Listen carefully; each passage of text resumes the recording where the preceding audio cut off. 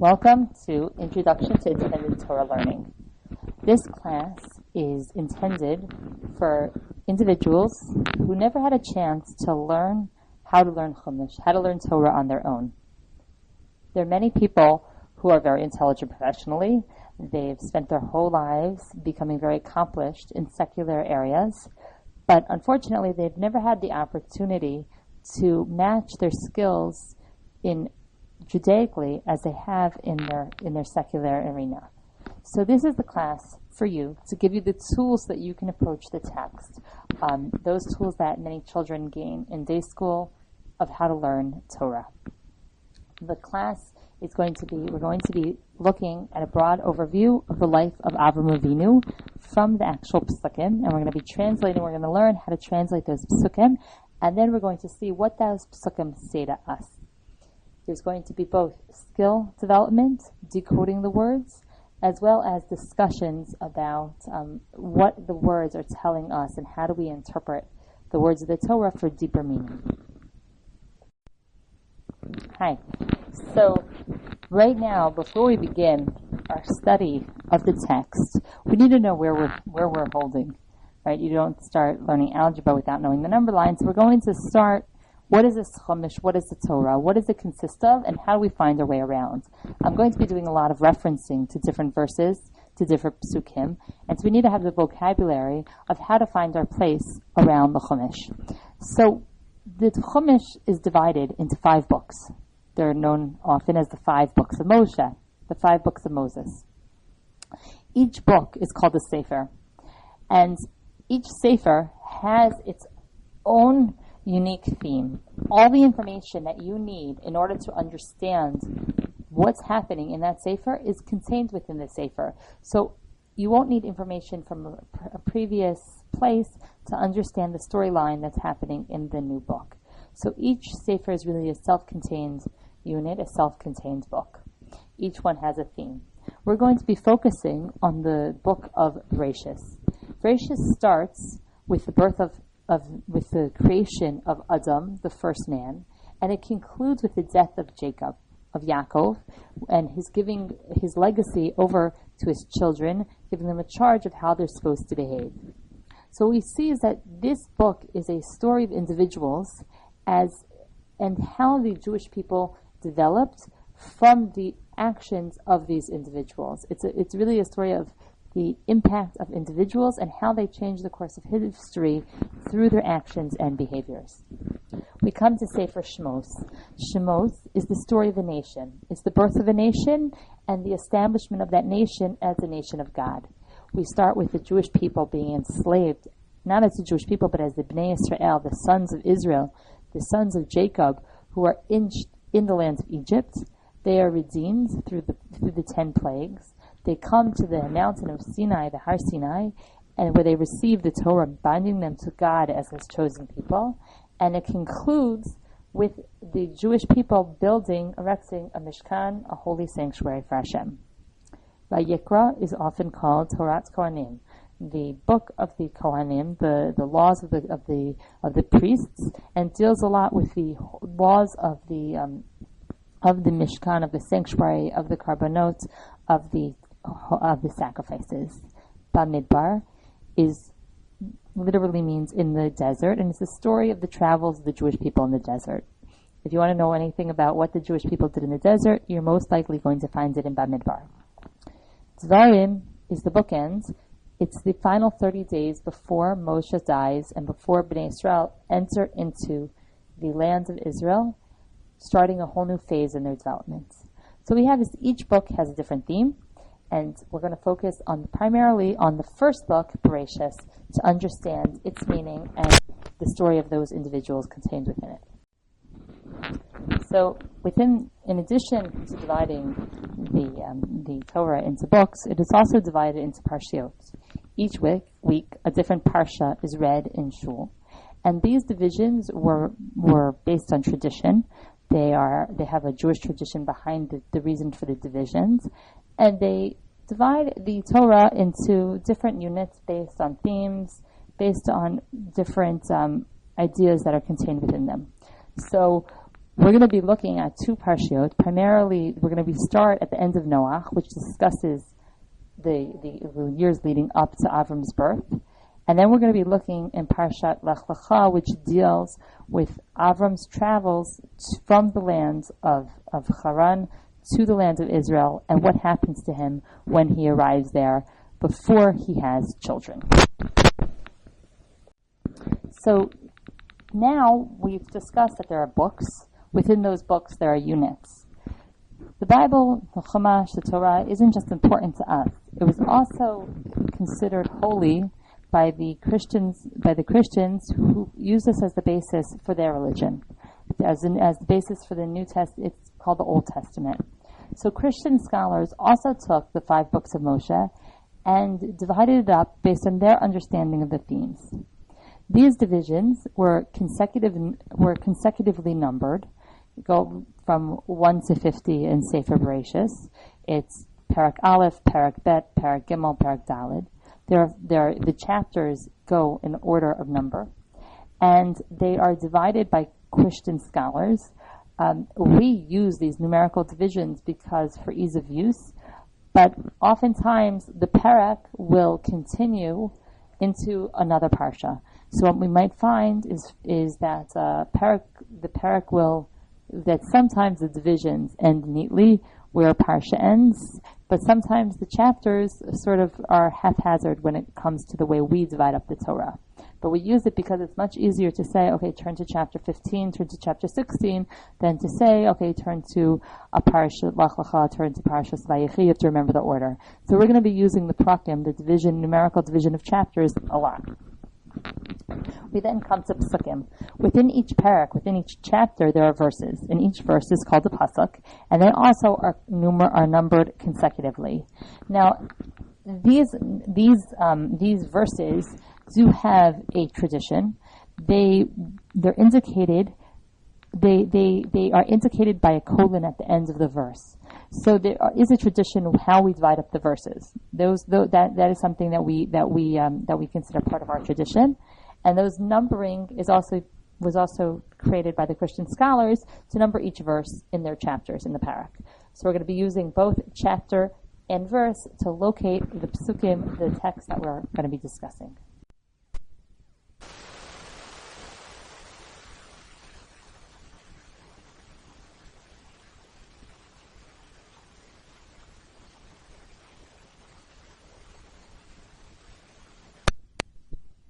Prakim and verses, which are psukim. When you come to a chumash, this information is all there and available for you, and it's included at the top of each page to let you know where you are located in the text. Sometimes the Art Scroll Stone Chumash is going to have the verse labeling a little bit differently, but other than that, it's all basically the same information. If you look at the top of the page, which is highlighted in yellow, a yellow rectangle, the first word on the right is Bereshis. That's the name of the Sefer. Which book it's in. It'll be the Bereshis, Shmos, Vayikra, Bamidbar, Dvarim. The middle letter is used as a number placeholder. In this case, it's Aleph, which stands for Perek. This is going to be the first chapter in the book. And then the final word, again, is Bereshis. In that case, it refers to the Parsha, which unit, which section we are in the Sefer of Bereshis. And so we're in the first chapter. If you look at the yellow circle, there's a large aleph and then a small aleph. The large aleph is going to be because it's right before the beginning of the first chapter. So there's a larger letter which indicates the start of a chapter. There's then a smaller letter aleph, which tells you that this is the beginning of the verse. And so this is how we're going to find our way around the Chumash. So we know how to find our way around the Torah now, and we're going to get more practice with that in the classes that are coming up. And now I want to discuss the first skills class, this first part of the class that's going to discuss skills. Now, while we're not going to be discussing how to decode words, we are going to be discussing how do we go about interpreting the psukim. And to teach this, I hope none of you get nightmares that you're back in middle school with your favorite middle school English teacher. We're going to be reading a poem, and that poem is The Road Not Taken by Robert Frost. Two roads diverged in a yellow wood, and sorry I cannot travel both, and be one traveler, long I stood, and looked down one as far as I could, to where it bent in the undergrowth, then took the other as just as fair, and having perhaps the better claim, because of his grassy and wanted wear, though as for the passing there, had worn them really about the same. And both that morning equally lay, in leaves no step had trodden black. Oh, I kept the other for another day, yet knowing how way leads on the way, I doubted if I should ever come back. I shall be telling this with a sigh, somewhere ages and ages hence. Two roads diverged in a wood, and I took the one less traveled by, and that has made all the difference. So when you're hearing this poem, there are multiple things going on in your head. First, you're interpreting, what does this poem actually mean? If we were looking at this poem without any other preconceived notions, we would tell ourselves this is a poem about a traveler who's standing in front of a fork in the road in the woods.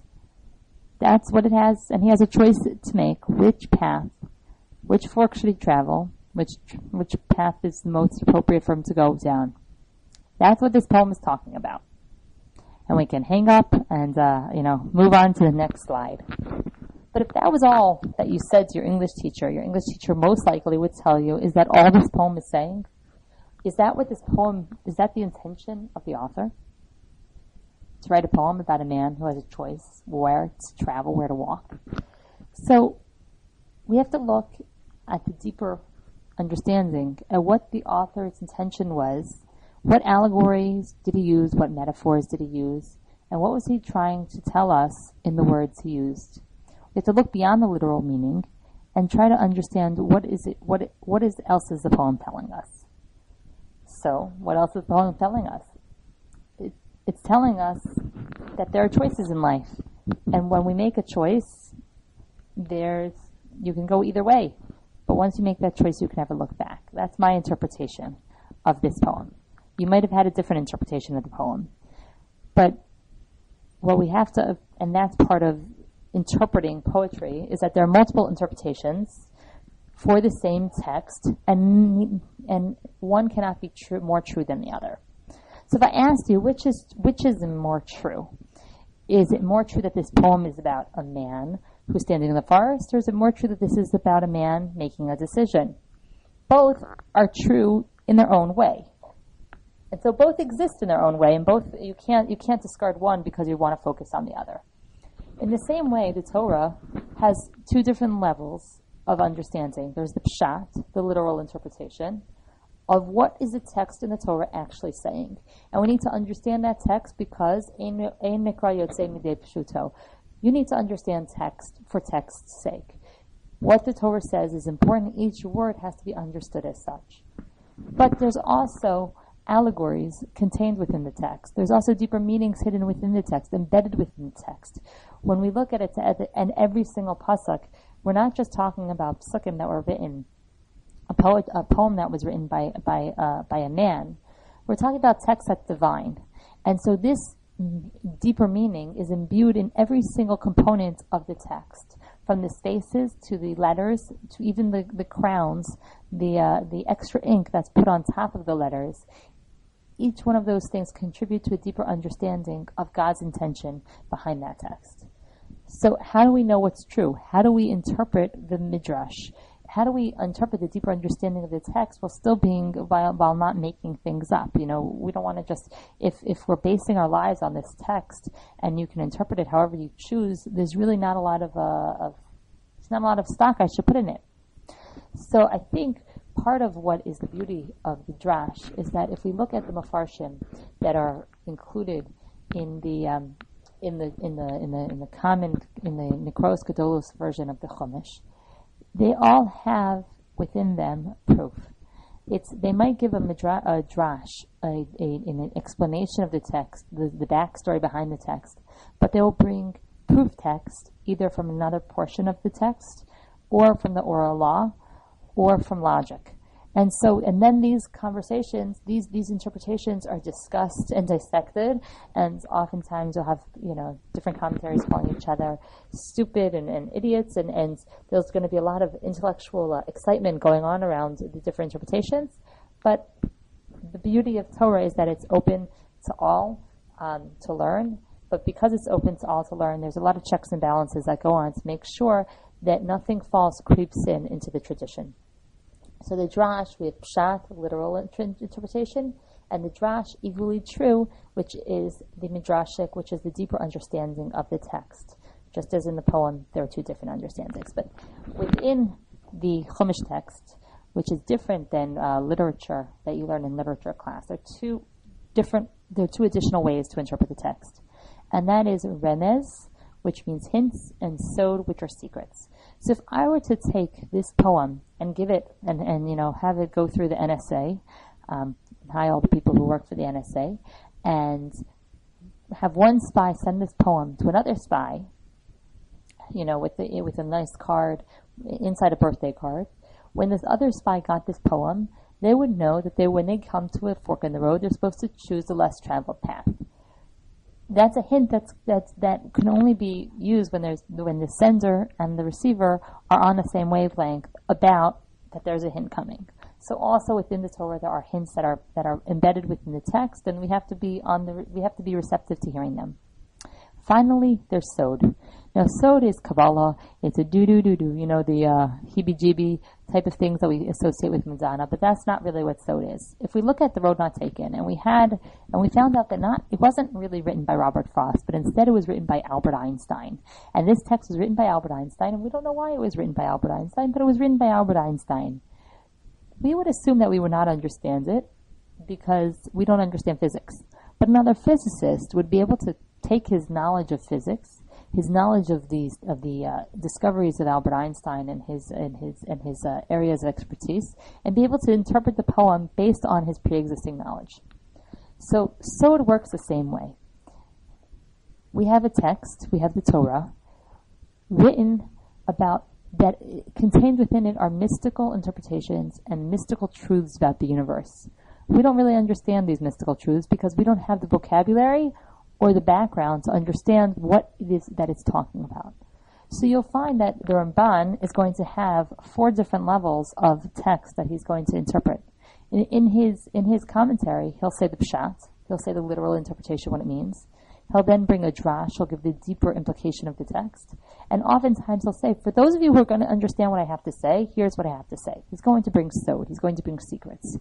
This sod, these secrets, the Kabbalah, is available for those who have the vocabulary, those who understand what it's talking about. We're not going to get into it because, unfortunately, I've never learned the tradition, and so I can't share it with you, but it does exist within the text. And that is the conclusion of what is Pardes.